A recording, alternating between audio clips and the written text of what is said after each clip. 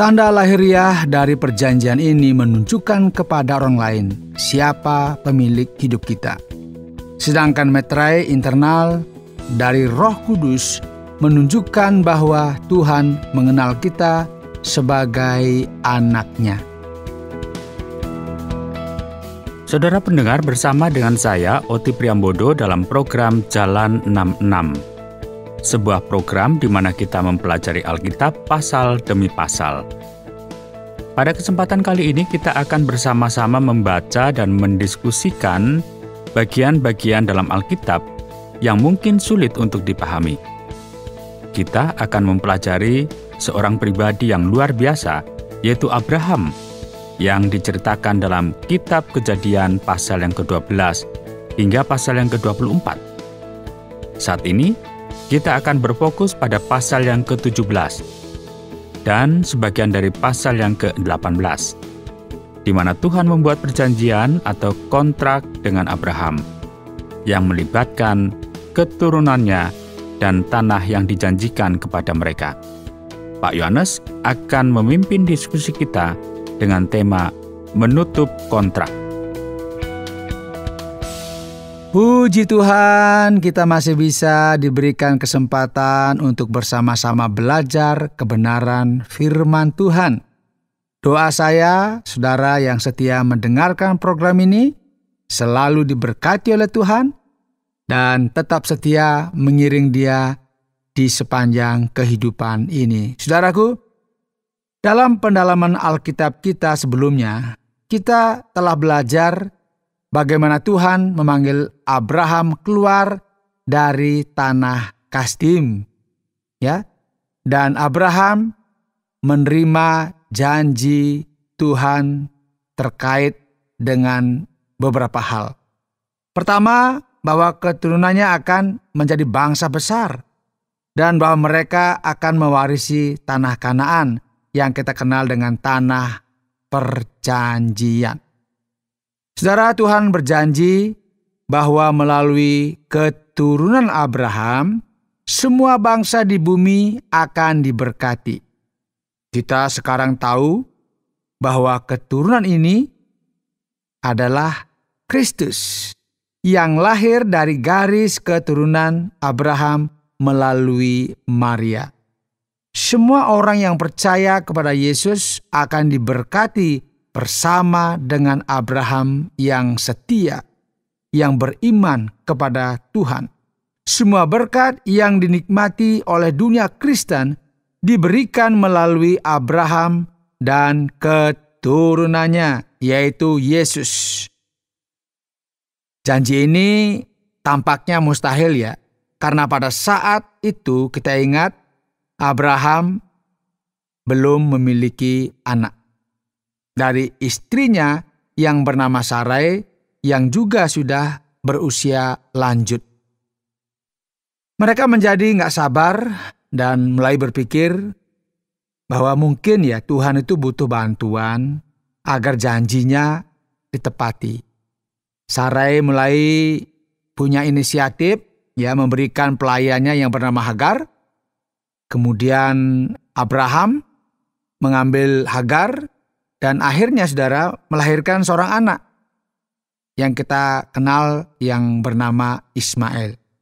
Kemudian kita juga sama-sama sudah melihat tindakan tidak sabar Sarai dan Abraham ini pada akhirnya menimbulkan masalah di tengah-tengah keluarga ini.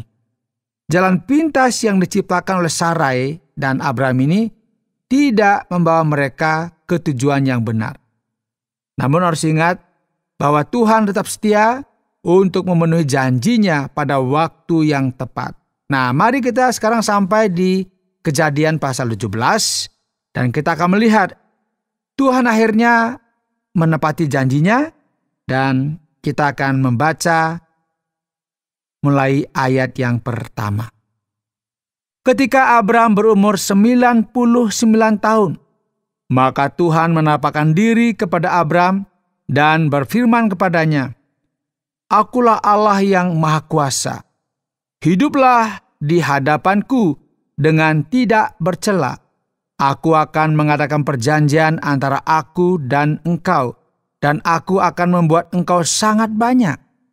Lalu sujudlah Abram, dan Allah berfirman kepadanya, dari pihakku, inilah perjanjianku dengan engkau. Engkau akan menjadi bapa sejumlah besar bangsa. Karena itu namamu bukan lagi Abram, melainkan Abraham. Karena engkau telah kutetapkan menjadi bapa sejumlah besar bangsa.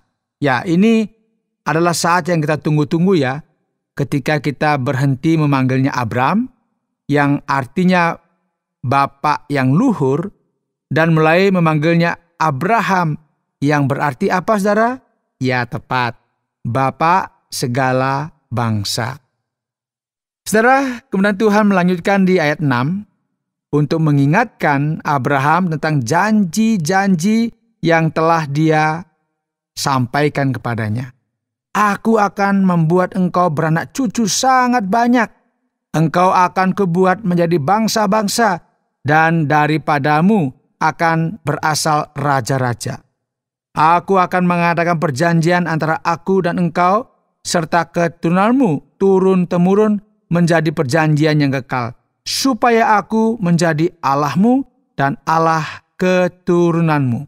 Kepadamu dan kepada keturunanmu akan kuberikan negeri ini yang kau diami sebagai orang asing, yakni seluruh tanah Kanaan akan kuberikan menjadi milikmu untuk selama-lamanya, dan aku akan menjadi Allah mereka. Saudaraku, kita bisa melihat bahwa butuh waktu yang lama bagi Tuhan untuk memenuhi janjinya.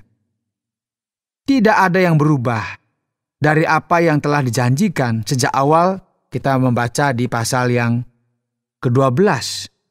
Tuhan mengulang dan menegaskan kembali janjinya kepada Abraham. Meskipun Abraham telah memiliki anak laki-laki dari Hagar. Sekarang kita akan lihat di ayat 9. Tuhan memberikan tanda perjanjian kepada Abraham yang kita kenal dengan sebutan sunat. Mari kita baca ayat yang 9. Lagi firman Allah kepada Abraham, dari pihakmu engkau harus memegang perjanjianku, engkau dan keturunanmu turun-temurun. Inilah perjanjianku yang harus kamu pegang, perjanjian antara aku dan kamu serta keturunanmu, yaitu setiap laki-laki di antara kamu harus disunat. Haruslah dikerat kulit katanmu, dan itulah akan menjadi tanda perjanjian antara aku dan kamu. Anak yang berumur 8 hari haruslah disunat, yakni setiap laki-laki di antara kamu, turun-temurun, baik yang lahir di rumahmu maupun yang dibeli dengan uang dari salah seorang asing, tetapi tidak termasuk keturunanmu. Orang yang lahir di rumahmu dan orang yang engkau beli dengan uang harus disunat. Maka dalam dagingmu lah perjanjianku itu menjadi perjanjian yang kekal. Dan orang yang tidak disunat, yakni laki-laki yang tidak dikerat kulit katanya, maka orang itu harus dilenyapkan dari antara orang-orang sebangsanya. Ia telah mengingkari perjanjianku. Saudara, sunat adalah tanda yang jelas dan terlihat untuk menunjukkan siapa yang berkomitmen untuk menjaga perjanjian dengan Tuhan dan siapa yang tidak. Seperti pelangi sebagai tanda perjanjian Tuhan dengan Nuh, masih ingat ya? Ketika selesai air bah, saat itu Tuhan memberikan janji bahwa tidak dimusnahkan lagi bumi ini dengan air bah, dengan menunjukkan pelangi. Demikian juga sunat menjadi tanda bagi umat Tuhan.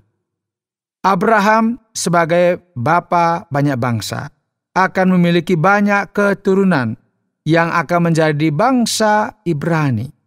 Pada akhirnya, keturunan ini akan mencapai puncaknya dalam kelahiran Kristus Sang Mesias. Yuk kita lanjutkan di ayat selanjutnya. Selanjutnya Allah berfirman kepada Abraham tentang istrimu Sarai. Janganlah engkau menyebut dia lagi Sarai, tetapi Sarah. Itulah namanya. Menariknya, nama Sarai memiliki dua makna, yaitu putri saya atau pendebat. Ya, ini bukan nama yang cocok untuk ibu dari banyak keturunan saleh. Jadi Tuhan mengganti namanya menjadi Sarah, yang berarti seorang putri. Aku akan memberkatinya, dan daripadanya aku akan memberikan kepadamu seorang anak laki-laki, bahkan aku akan memberkatinya sehingga ia menjadi ibu bangsa-bangsa. Raja-raja bangsa-bangsa akan lahir daripadanya. Lalu tertunduklah Abraham dan tertawa, serta berkata dalam hatinya, mungkinkah bagi seorang yang berumur 100 tahun dilahirkan seorang anak, dan mungkinkah Sarah yang telah berumur 90 tahun itu melahirkan seorang anak? Dan Abraham berkata kepada Allah, sekiranya Ismail diperkenankan hidup di hadapanmu. Tetapi Allah berfirman, tidak, melainkan istrimu Sarah lah yang akan melahirkan anak laki-laki bagimu, dan engkau akan menamai dia Ishak, dan aku akan mengadakan perjanjianku dengan dia menjadi perjanjian yang kekal untuk keturunannya. Tentang Ismail, aku telah mendengarkan permintaanmu. Ia akan kuberkati, kubuat beranak cucu dan sangat banyak. Ia akan memperanakan 12 raja, dan aku akan membuatnya menjadi bangsa yang besar. Tetapi perjanjianku akan kuadakan dengan Ishak, yang akan dilahirkan Sarah bagimu tahun yang akan datang pada waktu seperti ini juga. Saudara ingat ya, Abraham sekarang berumur 99 tahun. Dan ketika Tuhan pertama kali membuat janji ini, usianya baru 75 tahun. Wow, sudah 24 tahun berlalu tanpa ada yang terjadi. Bahkan Abraham yang dikenal karena imannya sekarang menjadi ragu. Dia bertanya-tanya, bagaimana ya janji ini bisa terwujud? Dan bahkan sempat berpikir, mungkin Ismail lah, mungkin anak ini yang dijanjikan. Namun kita tahu bahwa Tuhan selalu menepati janjinya dengan caranya sendiri, bukan dengan cara manusia. Ayat 22. Setelah selesai berfirman kepada Abraham, naiklah Allah meninggalkan Abraham. Setelah itu Abraham memanggil Ismail anaknya dan semua orang yang lahir di rumahnya, juga semua orang yang dibelinya dengan uang, yakni setiap laki-laki dari isi rumahnya. Lalu ia mengerat kulit katan mereka pada hari itu juga, seperti yang telah difirmankan Allah kepadanya. Abraham berumur 99 tahun ketika dikerat kulit katanya, dan Ismail anaknya berumur 13 tahun ketika dikerat kulit katanya.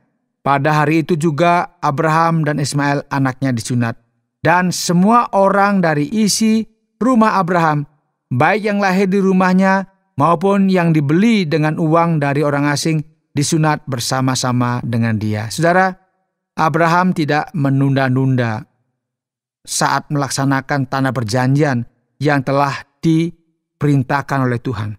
Dan kisah ini berlanjut di Kejadian 18, ya, nanti kita akan membaca bagian itu juga. Mari kita lanjutkan saudara. Sekarang Kejadian 18 ayat yang pertama. Kemudian Tuhan menampakkan diri kepada Abraham dekat pohon tarbantin di Mamre. Sedang ia duduk di pintu kemahnya waktu hari panas terik. Ketika ia mengangkat mukanya, ia melihat 3 orang berdiri di depannya. Sesudah dilihatnya mereka, ia berlari dari pintu kemahnya menyongsong mereka. Lalu sujudlah ia sampai ke tanah, serta berkata, Tuanku, jika aku telah mendapat kasih Tuanku, janganlah kiranya lampaui hambamu ini. Biarlah diambil air sedikit, basuhlah kakimu dan duduklah beristirahat di bawah pohon ini. Biarlah ku ambil sepotong roti, supaya tuan-tuan segar kembali. Kemudian bolehlah tuan-tuan meneruskan perjalanannya, sebab tuan-tuan telah datang ke tempat hambamu ini. Jawab mereka, perbuatlah seperti yang kau katakan itu. Lalu Abraham segera pergi ke kemah mendapatkan Sarah, serta berkata, segeralah ambil 3 sukat tepung yang terbaik. Remaslah itu dan buatlah roti bundar. Lalu berlarilah Abraham kepada lembu sapinya. Ia mengambil seekor anak lembu yang empuk dan baik dagingnya dan memberikannya kepada seorang bujang. Lalu orang ini segera mengolahnya. Kemudian diambilnya dadih dan susu serta anak lembu yang telah diolah itu, lalu dihidangkannya di depan orang-orang itu. Dan ia berdiri di dekat mereka di bawah pohon itu, sedang mereka makan. Saudara, Abraham menyadari bahwa ketiga sosok ini bukanlah orang biasa. Abraham punya firasat bahwa setidaknya salah satu dari mereka adalah malaikat Tuhan. Melihat percakapan setelahnya, kita bisa melihat bahwa Abraham tahu dia sedang berbicara dengan roh Tuhan dalam bagian ini. Lalu kata mereka kepadanya, "Di manakah Sarah istrimu?" Jawabnya, "Di sana, di dalam kemah." Dan firman-Nya, "Sesungguhnya aku akan kembali tahun depan mendapatkan engkau. Pada waktu itulah Sarah istrimu akan mempunyai seorang anak laki-laki." Dan Sarah mendengarkan pada pintu kemah yang di belakangnya. Adapun Abraham dan Sarah telah tua dan lanjut umurnya, dan Sarah telah mati haid. Jadi tertawalah Sarah dalam hatinya, katanya, "Akan berahikah aku setelah aku sudah layu, sedangkan tuanku sudah tua?" Lalu berfirmanlah Tuhan kepada Abraham, "Mengapa Sarah tertawa dan berkata, sungguhkah aku akan melahirkan anak, sedangkan aku telah tua? Adakah sesuatu apapun yang mustahil untuk Tuhan? Pada waktu yang telah ditetapkan itu tahun depan, aku akan kembali mendapatkan engkau. Pada waktu itulah Sarah mempunyai seorang anak laki-laki." Lalu Sarah menyangkal, katanya, "Aku tidak tertawa, sebab ia takut." Tetapi Tuhan berfirman, "Tidak, memang engkau tertawa." Tuhan mendengar tawa kecil yang tersembunyi. Ya, dia mengetahui semua pikiran dan maksud hati Sarah saat itu. Ya, disinilah kita akan mengakhiri pembacaan kita, dan selanjutnya kita akan masuk dalam diskusi kita. Terima kasih Pak Yohanes. Saudara pendengar, saat ini Anda masih mendengarkan program Jalan 66, yaitu pendalaman Alkitab bersama Pak Yohanes. Sebelum kita memulai, mari kita bahas lagi tentang apa itu perjanjian dan kapan kata itu pertama kali muncul dalam Alkitab. Perjanjian adalah sejenis kontrak antara dua pihak, biasanya untuk kepentingan bersama. Dalam sebuah perjanjian, masing-masing pihak memiliki tanggung jawab yang harus dipenuhi. Ada beberapa jenis perjanjian dalam Alkitab. Ada perjanjian bersyarat yang bisa gugur jika salah satu atau kedua belah pihak tidak memenuhi tanggung jawab mereka. Namun seringkali Tuhan membuat perjanjian yang tidak bersyarat. Artinya apa? Tuhan berkomitmen untuk tetap memenuhi bagiannya meskipun manusia tidak setia. Kita melihat contohnya di pasal 15, masih ingat ya, ketika Tuhan menjanjikan tanah kepada Abraham. Namun perjanjian ini memiliki syarat, yaitu tanda perjanjian berupa sunat. Jika seseorang tidak disunat, dia dianggap telah melanggar perjanjian dengan Tuhan. Sebabnya bayi laki-laki harus disunat pada hari ke-8 setelah dia lahir. Ya, orang Yahudi menyebut tradisi ini sebagai Brit Milah, yang masih dilakukan hingga saat ini untuk mengingat perjanjian yang dibuat Tuhan dengan Abraham berabad-abad.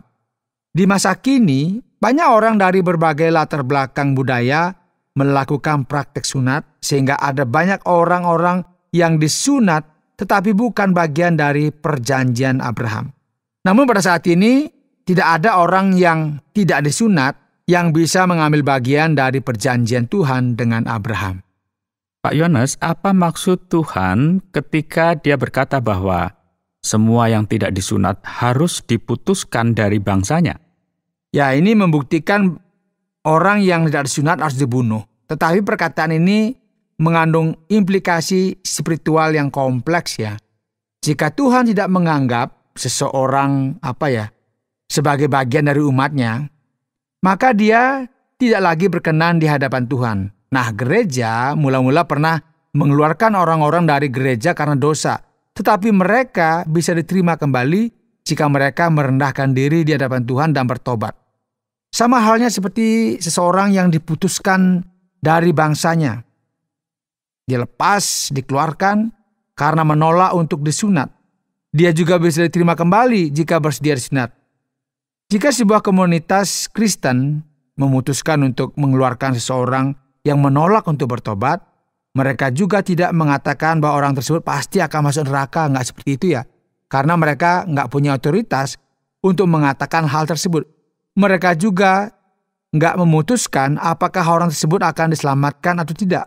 Mereka hanya mengatakan Anda mungkin diselamatkan melalui iman Anda, tetapi kami tidak dapat mengizinkan Anda untuk menjadi bagian dari komunitas kami jika Anda tidak mengikuti perintah Tuhan. Seperti itu Pak Oti. Baiklah Pak Yones. Pertanyaan selanjutnya adalah tentang 3 pengunjung yang datang kepada Abraham di bawah pohon terbantin di Mamre. Apakah mereka itu malaikat? Alkitab menuliskan bahwa ada sesuatu yang istimewa pada ketiga pria ini yang Abraham lihat sebagai keberadaan roh Tuhan.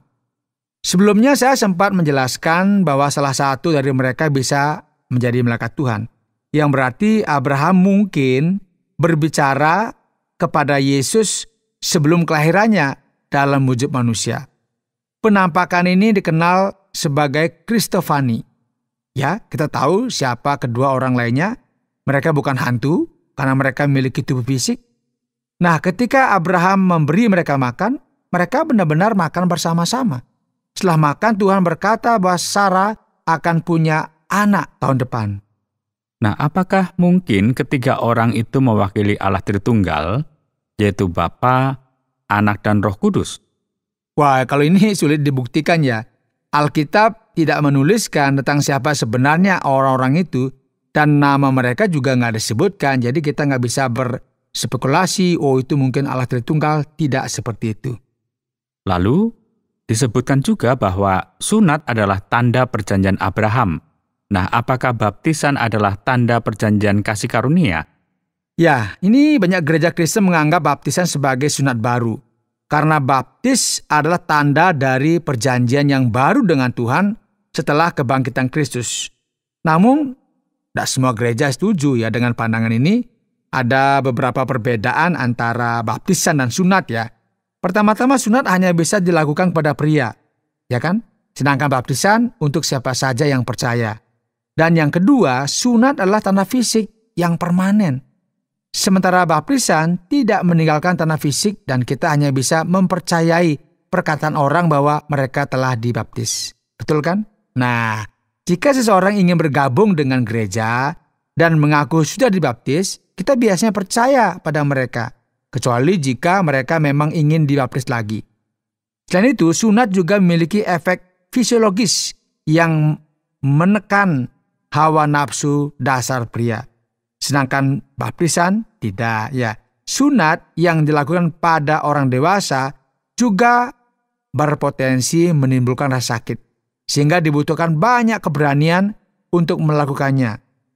Sebaliknya, baptisan tidak menyakitkan kecuali seseorang misalnya takut masuk di air. Ya itu kan hal yang berbeda ya. Sunat secara tradisional dilakukan pada bayi laki-laki ketika mereka berusia 8 hari. Namun, tidak semua gereja Kristen memberikan baptisan bayi. Beberapa gereja menunggu sampai anak-anak cukup dewasa untuk sungguh-sungguh memahami makna keselamatan sebelum dibaptis. Sunat juga melambangkan usaha untuk menekan keinginan daging dan meninggikan keinginan roh. Bukankah begitu, Pak Yones? Tepat sekali, Pak. Tepat. Secara simbolis, sunat lebih menekankan pada aspek kekudusan. Dan kitab Yeremia dikatakan, sunatlah dirimu bagi Tuhan, dan jauhkanlah kulit katan hatimu. Kitab Ulangan juga mengatakan, dan Tuhan Allahmu akan menyunat hatimu dan hati keturunanmu, sehingga engkau mengasihi Tuhan Allahmu dengan segenap hatimu dan dengan segenap jiwamu. Ya, ini adalah panggilan untuk menjadi orang yang kudus, menjaga kekudusan tubuh kita juga kudus di dalam roh. Tanda lahiriah dari perjanjian ini menunjukkan kepada orang lain siapa pemilik hidup kita. Sedangkan meterai internal dari Roh Kudus menunjukkan bahwa Tuhan mengenal kita sebagai anaknya. Benar. Terima kasih banyak Pak Yohanes atas jawaban yang sudah diberikan. Sekarang, mari kita tarik kesimpulan dari apa yang telah kita pelajari. Pelajaran utama yang bisa kita ambil dari Kejadian pasal 17 dan bagian awal dari pasal 18 adalah bahwa Tuhan telah melakukan hal-hal luar biasa bagi umatnya sepanjang sejarah manusia. Tuhan membuat perjanjian dengan Abraham dan keturunannya untuk memberkati umatnya dan membawa keselamatan bagi umat manusia. Ingatlah bahwa Tuhan lebih besar dan lebih berkuasa dari yang kita bayangkan. Jadi jangan kecewa jika Dia tidak segera menjawab doa-doa kita. Terkadang Tuhan ingin kita belajar sesuatu dalam masa penantian kita. Alkitab menunjukkan bagaimana Tuhan bekerja secara ajaib untuk mewujudkan kehendak-Nya yang membawa kita kepada kelahiran Kristus, Sang Juru Selamat. Ketika Tuhan telah berjanji, percayalah bahwa Dia akan setia sampai akhir. Tugas kita hari ini adalah apa? Percaya pada Kristus yang telah Dia utus untuk menyelamatkan kita dari dosa, dan kita juga diajak, pendengar yang dikasihi Tuhan, mari kita tetap setia mengikut Dia di sepanjang kehidupan kita. Baik, terima kasih Pak Yohanes. Kita baru saja mempelajari Kejadian pasal yang ke-17 dan berharap akan bertemu kembali saat kita menyelami Kitab Kejadian lebih dalam pada program berikutnya. Saudara pendengar, karena waktu yang tidak memungkinkan, kita akhiri program Jalan 66 kali ini. Kami menantikan Anda untuk tetap mengikuti pelajaran berikut dalam lanjutan pembelajaran Alkitab yang memberikan pelajaran menyeluruh tentang firman Tuhan. Jika Anda memiliki pertanyaan atau berespon terhadap topik berhubungan dengan program ini, silakan menyampaikan melalui WhatsApp ke nomor 081 333 777 386. 081 333 777 386. Terima kasih atas perhatian Anda.